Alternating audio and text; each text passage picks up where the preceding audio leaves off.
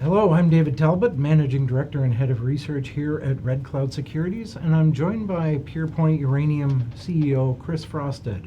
Thank you for joining me today, Chris. Thank you, David. Good to be here. So before we get started, what's your background? How did you get involved in the mining industry? Oh my. Well, it goes back a ways, I guess. I'm actually an accountant if you go back far enough. But I did spend 15 to 20 years in tech before I got into resources. And during that same period of time, it was my brother that was the geologist. He's the exploration geologist, primarily in gold in Canada for quite some time. And it was a result of him working at Kojima, which is now Orano in Saskatchewan, that got us talking about the resource sector and what was going on out there in uranium. And at that point in time, we put Purepoint together. Okay, so another gold bug that went uranium. Kinda, yeah. Although he still likes to dabble back in the gold when he can. Yeah. So what do you find different between way back then and now in the industry? Way back when? Well, now you make me feel old. I think, well, a couple of things. It was interesting when we started getting involved in uranium in Saskatchewan. There hadn't been any significant exploration done for about 20 years. So other than maybe what Cameco or Kojima at the time was doing around their known deposits. So when we started researching areas to stake or areas to get involved in, it was all paper-based. We were looking at, most of the reports were 15, 20 years old. Mm-hmm. So there wasn't as much to go by. And the thinking around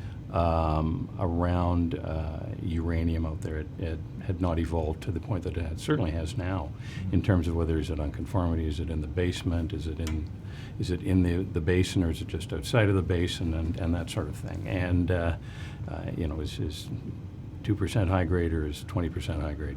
Yeah. So it's changed a lot in that respect, and certainly over the last 10 years there's been a lot of different understanding about the geology and the deposition of uranium in the basin. And the other thing now that's very different in the industry is certainly that uranium and nuclear in general is looked at as a solution to the carbon problem, as opposed to 10, 15 years ago when it was a threat to the world and to our lives. Absolutely. So that's really changed a lot. I think it has come a long way on the ESG front. Absolutely. And I think a lot of ESG investors get that. So it's easier to talk about it without being bashed out of the gate about the horrors of it all, and people accept it and understand it more than they did back then. Yeah. So Purepoint, this was back before uranium prices started moving 20 years ago.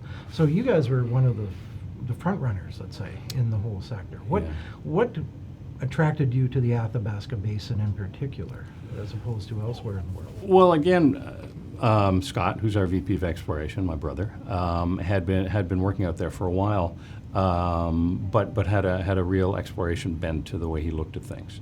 And at that point in time, Canada was producing over a third of the world's uranium. It was all coming out of the basin. The grades coming out of the ground were of a freakish level. And it just made a lot of sense as to where things were, and he certainly had some ideas as to how things should be explored, which were maybe different than they had been to that point in time. So that's what took us there then. And I hate to say, but I mean, the price of uranium when we started researching it out there was about $8 a pound, and had been for a while. So when things really took off, 2004, 2005, I think that's probably when you started to get interested in this area. We'd already spent a few years doing a lot of research and figuring out where we wanted to be and where we thought prospective projects might be. So it's come a long way. Yeah. When it comes to deposit style, the big deposits are the unconformity, at the unconformity. Mm-hmm. Do you care what you hit? Do you want one of those? Are you looking in the basement rocks? What, we've come a long way to be able to look for rocks, for deposits in the basin. Well, I mean, uranium is going to be where it is, not where we'd like it to be. And I think there's been a lot of talk about, we're only going to look for things that can be mined or shallow or here or there or wherever. I've often said this, like the guy looking for his contact lenses under the lamppost. And the guy comes to help me. He says, "Did you lose it around here?" He says, "No, 2 blocks away, but the light's better here." and it's that sort of talk we hear a lot now.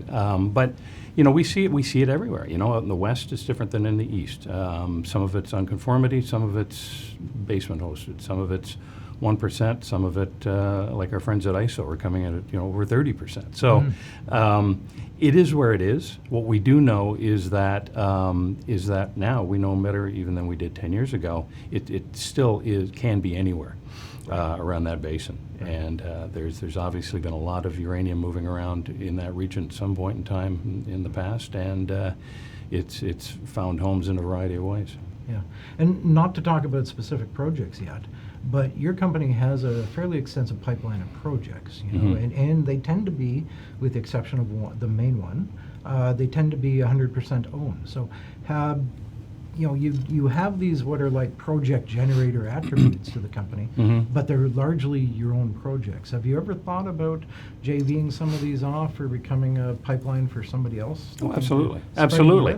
I mean, the reason we do have a large pipeline of 100% owned projects is really where we came from, and that is to say, when we were acquiring most of those projects during the first real run in uranium, it was cheaper for us to dilute the equity of the company as opposed to dilute the equity in these particular projects. I mean, we've sifted through 400,000 or 500,000 hectares of property over the last 10, 15 years and really boiled it down to the ones that we believe have promise. So back when we were first acquiring a lot of those projects, it really did make sense for us to invest our own money rather than someone else's. And maintain the 100% ownership. At this point, I think we're looking at it a little differently. We're returning to projects that we haven't touched for a while, that have sat in abeyance, and I think we are also in a period now where capital is available in a way that it hasn't been before, and it's not going to be an endless tap either. So we're very anxious to move all of these projects as quickly as possible, and if that's our money, that's great. If we can find committed partners who are willing to really put the time, money, and effort into advancing these projects, we're more than happy to start looking at those sorts of partnerships, and we are in those discussions about those partnerships. Okay, so potential for further M&A or project acquisitions, absolutely, even joint ventures. So, yep. Okay, now you just touched on it a second ago. Your exploration strategy has pivoted here over the last couple of years. You said projects are coming out to see the light of day. Can you maybe explain that a little? Well, again, in 2008, when the economy kind of blew up and all the commodities fell through the floor, uranium was one of them, and it started to come back in about 2010 until the tsunami hit Japan, and it took the floor out from under uranium again. And so at that point, and for the last 10 years, it's been very difficult to raise money. And to put in the ground for uranium that the market really cares about, because that was just the state of the nation. We were fortunate to have our joint venture with Cameco and Orano over at Hook Lake, which is adjacent to and right on trend to NextGen's Arrow deposit and Fission's RRR deposit, and that whole area is quite prolific now, where it wasn't before. And so for the longest time, we were able to focus on that project with the financial support of two of the biggest uranium producers in the world, and with the technical support as well. So it kept us busy. It kept us out in the field. It kept us understanding what was going on, and we were able to advance a project that was well in the spotlight. It didn't make strategic sense for us to be investing money in our other projects, particularly because we had spent ample funds on them to maintain them for quite some time. So they didn't need the money at that point in time to hang on to them, but we did know that there had been a significant amount of investment already made in them. We didn't want to lose them, so we've maintained them, we've held on to them, and now that we are in a situation where more capital is coming into the market, more funding is coming into exploration, we can more aggressively go at those projects. And these are projects that have not been passed around, that have not had the heck drilled out of them. These are projects that we stake, that we've worked, that we've put millions of dollars into, and they've been in a time capsule for a little while. So when the market started to heat up again and money started coming back in, we were able to pull the sheet off the pile and start working on those projects again, kind of where we left off. Yeah. How do you go about prioritizing all those? Because you've got some that have drill holes, some that have zones, some that have targets only, and some that are really just moose patcher at this point. But, Excuse me. Good ideas. but good ideas. Great ideas. So, Well, it's interesting now too as we look back at some of these projects. Is when you start applying what you've learned over the last 10 years. Again, when we first started out with a lot of these projects, anything outside of the basin was considered to be scorched earth, and then along comes fission and a few other things, and there may be something down there. The basement hosted aspect of it, where we weren't drilling deep enough. So to go back at these projects and really start to evaluate the work we already did and look at it through new eyes has been very interesting in terms of trying to reprioritize, where you want to put the money. And every time you drill a hole, we reprioritize everything, not just on that project, but amongst the projects in general.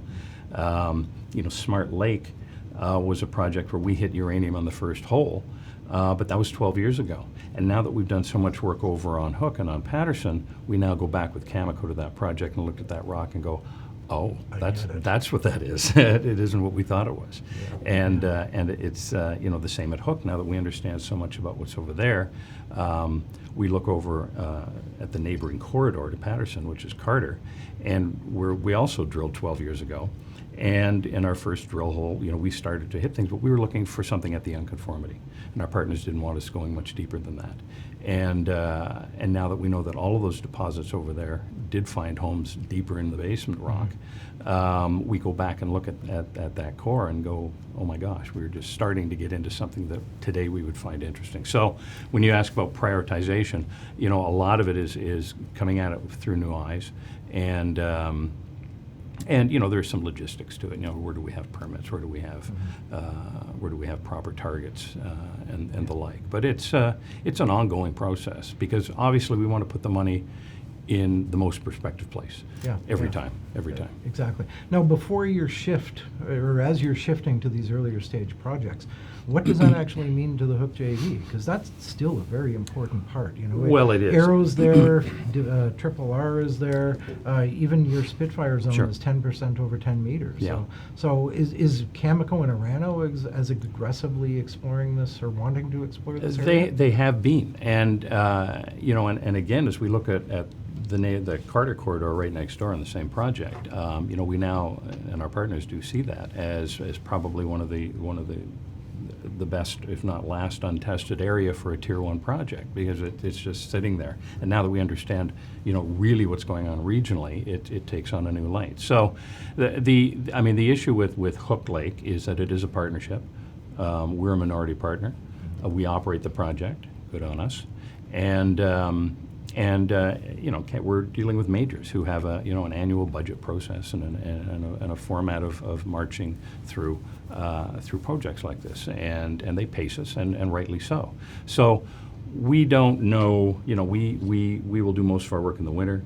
We'll present and work with them in the spring as to what we found.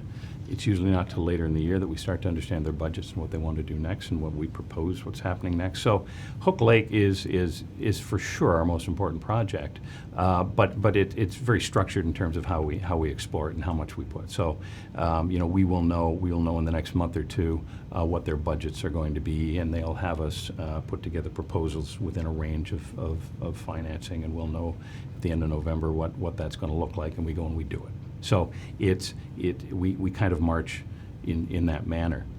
That kind of allows us then to work everything else around that. So for instance, this year at Hook Lake we weren't drilling because we were doing more geophysics on Carter. So we took the opportunity to do more drilling at Red Willow. And it's that sort of thing. So we've been able to, we've been fortunate the last year and a half, because we were really ahead of ourselves on the permitting, on the financing, on the drills being lined up, that we've been able to actually continue advancing all of these projects at a fairly consistent pace, and it allows us to get back to where we want to be and where we think the biggest bang for our buck is going to be. Yeah. Well, why don't we move on to Red Willow? You've got the Osprey zone. You've got about 70 kilometers worth of EM conductors on that property. I think the Osprey zone's like 3.5 or 4 kilometers. That EM. It's just one. Is that one of. Yeah. And there, you're in and around other basement-hosted deposits. Right. Like Jeb and Eagle Point is there. Is that what you're looking for? What can you tell us?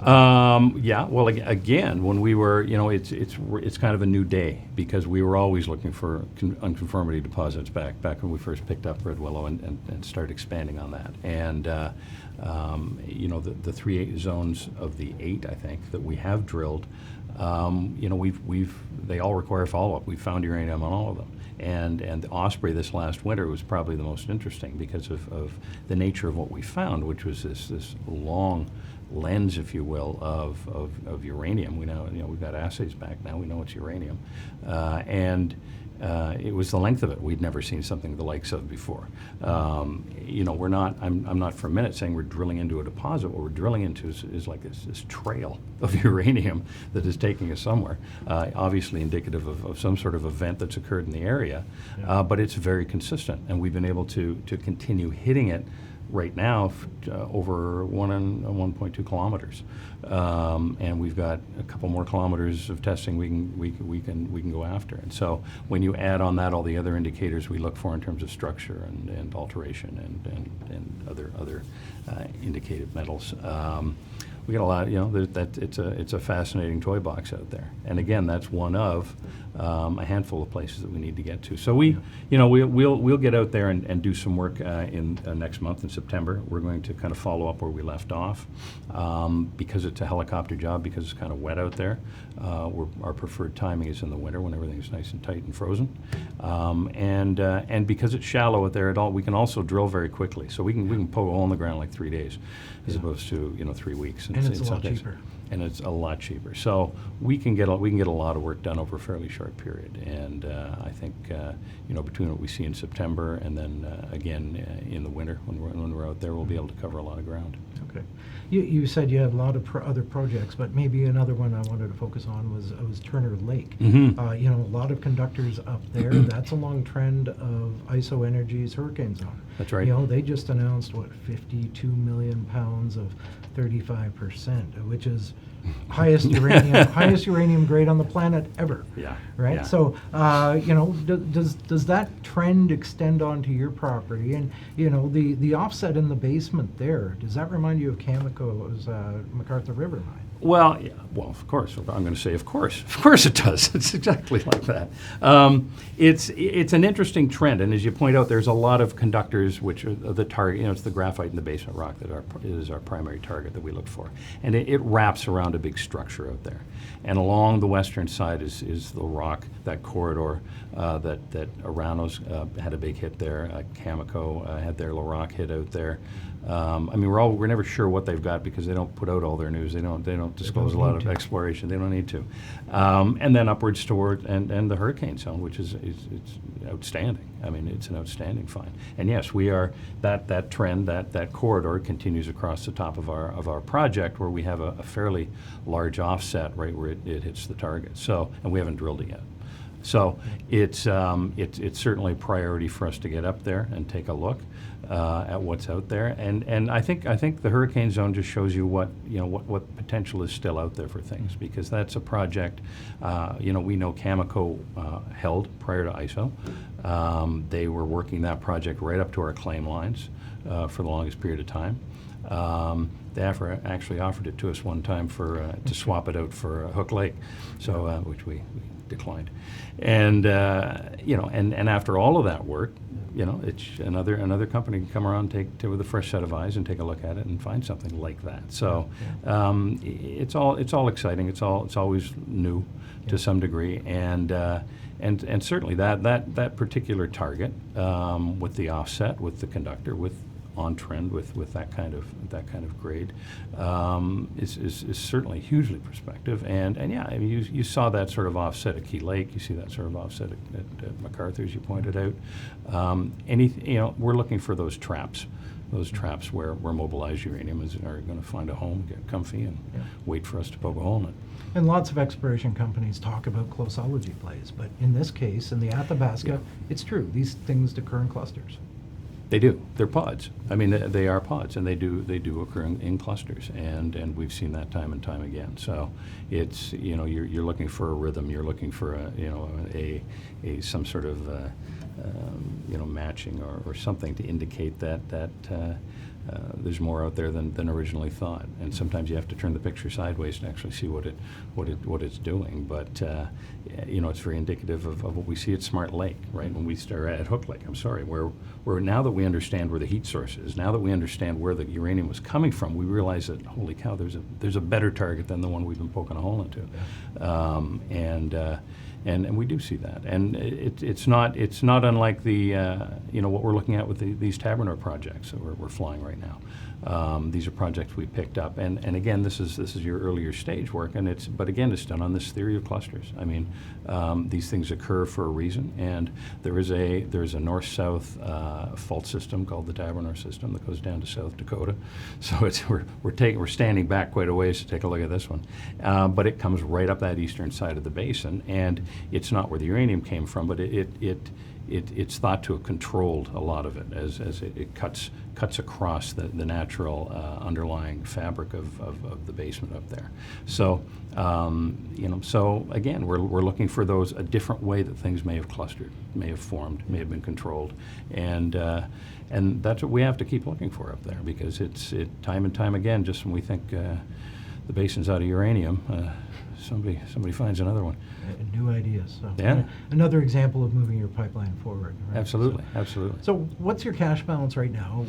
How much budget is left for this year, and have you thought about what you want to do next year? Yeah, we've got about $3.5 million in the bank, and that's after all the airborne. We've done airborne work now over 7 other projects, which we wanted to get them to a stage of where they could be drilled. So we want to get our targets nice and tight, whether that be for JVs or for our own drilling or prioritization. So we'll be doing, I don't know, maybe $1 million worth of drilling in the fall. We'll see how things go at Red Willow. We're hoping, again, it would have to be a helicopter job at this time. We're hoping that we have, if time and budget allow, we may get up to Turner Lake, but we really want to do something a little bit more significant up there in the near future. And that'll pretty much be it for this year, other than near the end of the year getting ready for January, which is when things crank up again. So that's when we'll be cranking up for Hook Lake. We won't probably want to get back to Red Willow, probably Turner Lake. Again, it's one of those things where we will continue to reprioritize. And if we'd planned on drilling Turner Lake in September, but once we saw what was going on at Red Willow, we wanted to get back there. So, we're fortunate that we're not reliant on a single project right now. Mm-hmm. And if something starts showing better than something else, we can shuffle the deck a bit and always be bettering the odds. Right. Okay. Now, before we sign off, ESG is an important consideration for those in the Athabasca, and really heavy on the social, Mm-hmm. yes. Namely, the Clearwater River Dane Nation. They got upset, let's say, last year that there seemed to be a lot of uranium companies coming into their area, Mm-hmm. not a lot of communication. What's your relationship with that group, and what's your take on that? Well, it's an interesting relationship and all these relationships evolve over time. It depends on how things are busy as well. We certainly first established relationships out there with Hook Lake like quite some time ago, before Fission and NextGen showed up. So we've certainly had relationships with the current leadership and probably two entrances of leadership before that. But I think the relationships we have and our neighbors all have with them is not so much the issue as it is all the new players wandering in, who don't necessarily know the rules of engagement, and who they find wandering across their pastures sometime and with no good reason to be there. I think it was kind of a preliminary or a preemptive sort of hold off before you come in here. Just know what you're walking into. You're walking into our territory and our homes and our livelihood, and we need to engage first. So we engage with them regularly. We speak with them and meet with them. They will let us know when it's time to talk sometimes, and we will meet with them. And I think by and large we've always and the other folks that work out there in earnest have always had a fairly good relationship with the communities. And but as things get busier and busier, they have to, you're going to hear complaints, and rightly so, from those who aren't taking it seriously. Yeah. Okay. Great insight. Okay, well, thank you for joining me today, Chris. Thank you. It's good to be here. Okay. I'm David Talbot, Managing Director at Red Cloud, and this is Chris Frostad, CEO of Purepoint Uranium.